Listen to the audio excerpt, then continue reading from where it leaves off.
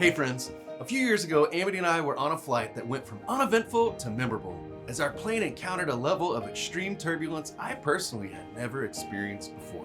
As the plane shook and dipped and dived for what seemed like an eternity, numerous passengers began to shriek, some physically crying, and it was understandable. These were not the normal bumps you often experience when flying. In the midst of the chaos, a sound, one that seemed inevitable in the moment. That familiar ding that precedes an announcement to the cabin. In this case, it was the pilot himself. As the plane continued to jar up and down, left and right, the pilot began to speak in a smooth, calm, mannerly, even personable demeanor. He said something like this: "Well folks, with thunderstorms in the area, we're experiencing a bit of turbulence as we make our descent into Houston. But rest assured, we're going to get you safely on the ground in just a few moments." While I wouldn't have let on, personally, I was really relieved to hear directly from the pilot and thankful for his calm, reassuring demeanor in the midst of the storm. Can you imagine if he had come onto the PA freaking out, panicking, or seemingly unsure of his ability to see us through the storm? In Matthew chapter 8, we find Jesus bringing peace to a storm. Then Jesus got into the boat.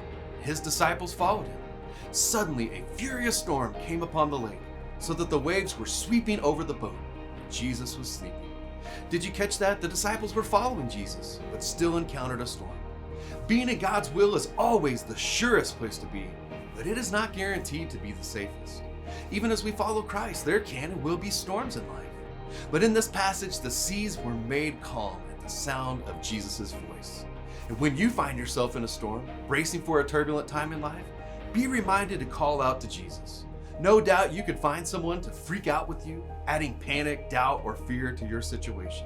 Instead, cry out to the Lord, listen for His voice, and be reminded that just like that experienced airline pilot, God has a different perspective than I have in the midst of turbulent times. He has seen countless people to their destination, and He can and will do the same for you.